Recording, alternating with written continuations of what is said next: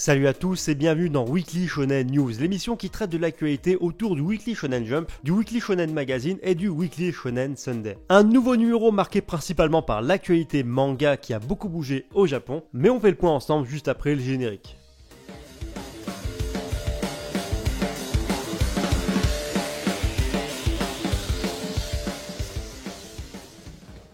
Avant d'aller plus loin, si vous aimez mon contenu, je ne peux que vous inviter à me rejoindre sur les réseaux sociaux, Instagram, Twitter et TikTok. Tous les liens sont en description et à l'écran. Partage du contenu inédit sur ces plateformes. Et sur ce, on passe à l'émission. On commence avec l'actualité manga et l'actualité manga concernant le Weekly Shonen Jump de Shueisha. Et premièrement, il faut noter que le Weekly Shonen Jump numéro 48 proposera des pages couleurs pour le manga Me on Roboko, Undead Unluck, ainsi que des pages couleurs pour le one-shot Counter Attack Shuttle. Une nouveauté qui sera publiée. A noter également que les mangas Mashle et Bokurano bénéficieront de pages bonus. Le tome 21 du manga We Neverland, disponible le 4 mars 2021 au Japon, bénéficiera également d'une édition limitée qui inclura un mini-artbook ainsi qu'un drama en version audio doublé par les seiyuu de l'anime. Ensuite, je vous en ai parlé la semaine dernière, mais le deuxième grand vote de popularité de Kimetsu no Yaiba, Demon Slayer, est enfin tombé et il s'est avéré des plus surprenants. Tanjiro par exemple, le personnage principal, n'est même pas sur le podium et Nezuko est carrément hors du top 10. Donc voilà, je vous laisse le top 10 à l'écran, vous allez voir, c'est assez surprenant. Et d'ailleurs, c'est d'autant plus surprenant de voir un personnage tel que Zenitsu, un personnage qui est totalement agaçant, autant apprécié par les Japonais. Concernant le Weekly Shonen Magazine de chez Kodansha, le prochain numéro, donc le numéro 48, proposera dans son lead color Bakemono Gatari, qui bénéficiera aussi de la page couleur justement dans la version numérique du magazine, et les mangas Hitman et Ace of Diamond Act 2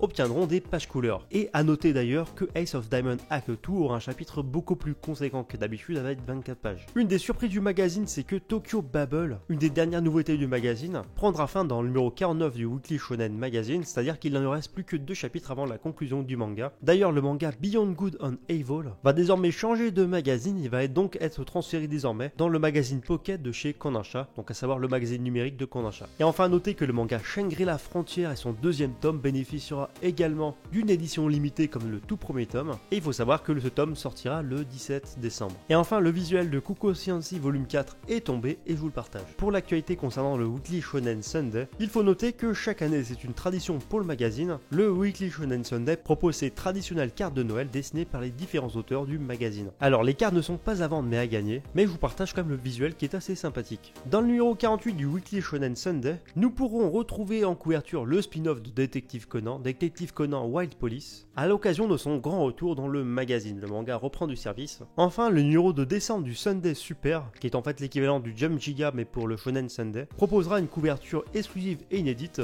réalisée par Rumiko Takahashi, l'auteur de Mao ou encore de Inuyasha. Et voilà pour l'actualité manga. Et avant de passer à la partie actualité autour de l'animation dans l'émission, faisons un rapide point sur le partenaire de l'émission, JD World. Et si je vous dis ça, c'est parce que vous êtes nombreux à me poser régulièrement la question de savoir où on peut acheter un Weekly Shonen Jump, et c'est d'ailleurs là tout l'intérêt de ce partenariat avec JD World. La boutique JD World, c'est simple, c'est une boutique tenue par un passionné basé au Japon qui vous propose une multitude de produits dérivés dont les Weekly Shonen Jump. Là par exemple, typiquement pour cette émission, j'ai reçu le numéro 46 du Weekly Shonen Jump avec une magnifique couverture aux couleurs de One Piece, donc avec Luffy et Yamato. Je vous laisse admirer ça. Et ce qui est vraiment de top justement avec la boutique JD World, c'est sa rapidité. Le Jump est sorti lundi au Japon et celui-ci je l'ai reçu dans ma boîte aux lettres mercredi. L'occasion parfaite justement pour découvrir objet en main le Weekly Shonen Jump, le célèbre magazine, et ce en plus le plus rapidement possible. Si vous cherchez un lien, je vous mets tout ça en description et passons à la suite. Cette semaine, le point d'actualité sur l'animation sera rapide, parce qu'il ne concerne que les mangas issus du Weekly Shonen Jump. Alors on commence avec un nouveau point sur le box-office concernant le film Demon Slayer Kimetsu no Yaiba Mugen Train, qui continue de nous sortir des chiffres absolument monstrueux au box-office japonais. À l'heure où je vous parle, les derniers chiffres nous ont rapporté que le film cumule pour l'instant 6,89 milliards de yens en seulement 7 jours, un chiffre absolument incroyable, et qui fait d'ailleurs de Kimetsu no Yaiba Mugen Train l'animé issu du Weekly Shonen Jump le plus important au Japon, en termes de box-office.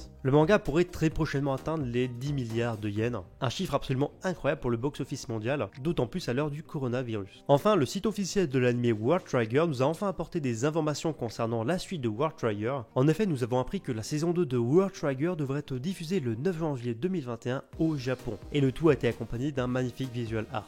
Et enfin, on conclut cette émission avec les couvertures de la semaine. Premièrement, la couverture du Weekly Shonen Jump numéro 47 revient cette semaine au très populaire Jujutsu Kaisen grâce à son son animé, une couverture parfaite par rapport à la période actuelle de l'année. La couverture du Weekly Shonen Magazine quant à elle nous présente un sublime visuel aux couleurs de Fire Force de Atsushi Okubo, et du côté du Shonen Sunday, on retrouve l'un des derniers hits du magazine, le manga Susu no Frieren. Enfin bref, voilà pour ce nouveau numéro, j'espère que ça vous a plu. Comme d'habitude, je vous invite à lâcher les pouces bleus et vous abonner si c'est pas déjà fait. Me rejoindre sur les réseaux sociaux, tout est à l'écran et en description. Je vous mets également en description le lien vers la boutique JD World. Et sur ce, je vous dis à bientôt pour une prochaine vidéo.